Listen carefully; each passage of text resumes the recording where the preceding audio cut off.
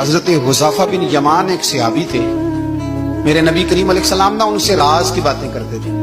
ہر بندے کا ہاضمہ ٹھیک نہیں ہوتا، سب سے راز کی بات نہیں کرنی چاہیے۔ حضرت حذیفہ بن یمان کہتے ہیں حضور راز کی باتیں بتاتے۔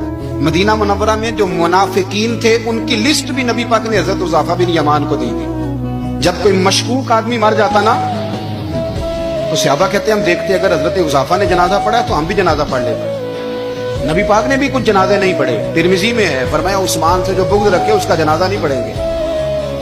حضرت حذیفہ بن یمان اگر جنازہ پڑھتے تو لوگ پڑھتے، وہ نہ پڑھتے تو لوگ جنازہ نہ پڑھتے۔ حضرت حذیفہ بن یمان کہتے ہیں جناب عمر فاروق کی خلافت کے آخری ایام تھے، کچھ دنوں کے بعد وہ شہید ہو گئے۔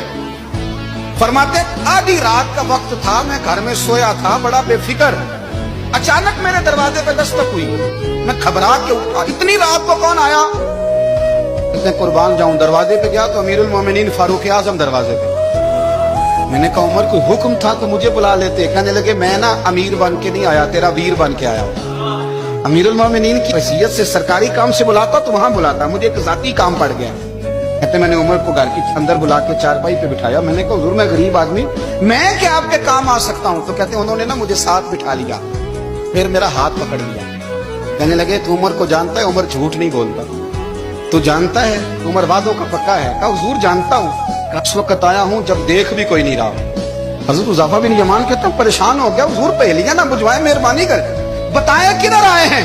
حضرت عمر فاروق فرمانے لگے 62 سال کا ہو گیا ہوں، 63 میں چل رہا ہے، داڑھی سفید ہو گئی ہے، بل پک گیا، اٹھ فریدہ سٹیا، داڑھی آ گئی پور، اگا نیڑے آ گئی، پیچھا رہ گئی دور، اب قبر اشر کا معاملہ صاف نظر آنے لگا ہے۔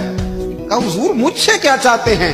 حضرت عمر رو پڑے، کہنے لگے آج میں عشاء کے بعد نکلا ہوں تو نبی پاک کے صحابہ مجھے نیک کہہ رہے تھے، پھر میں نے بچوں کی ماں سے اور بچوں سے بھی پوچھا ہے، وہ بھی مجھ سے راضی ہیں۔